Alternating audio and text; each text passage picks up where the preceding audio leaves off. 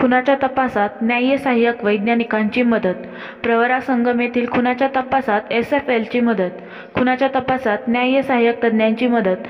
दिनांक 4 नोव्हेंबर रोजी प्रवरा गोदावरीच्या पात्रात प्रवरा संगम येथे कल्याण देवीदास मरकड राहणार तिसगाव याची डेड बॉडी मिळून आली होती।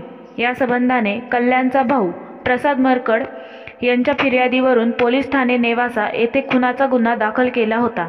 या गुन्ह्यात 3 आरोपी अटक केले होते।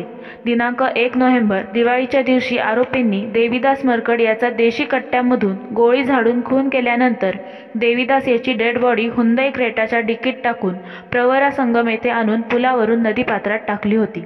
खुनाच्या गुन्ह्यात तपासामध्ये गुन्ह्यात वापरलेली हुंदाई क्रेटा पोलिसांनी यापूर्वीच जप्त केली आहे।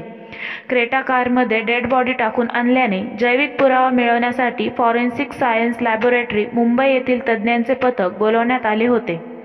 सदरच्या पथकाने आज गुन्ह्यात वापरलेल्या हुंदाई क्रेटा कारची काही सूक्ष्म उपकरणे आणि रसायनांच्या मदतीने बारकाईने तपासणी केली असता मृतक यांच्या रक्ताचे डाग कारमध्ये मिळून आले आहेत। सदरच्या रक्ताच्या डागाचे नमुने पोलिसांनी तपासकामी जप्त केले असून ते तपासकामी प्रयोगशाळेकडे पाठवणार असून तपासामध्ये चांगला पुरावा प्राप्त झाला असल्याचे सांगितले आहे।